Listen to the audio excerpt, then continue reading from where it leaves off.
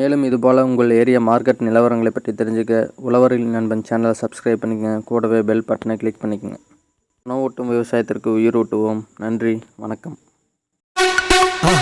மறக்காம சர்ப்ரைஸ் பண்ணுங்க. தேங்க்யூ.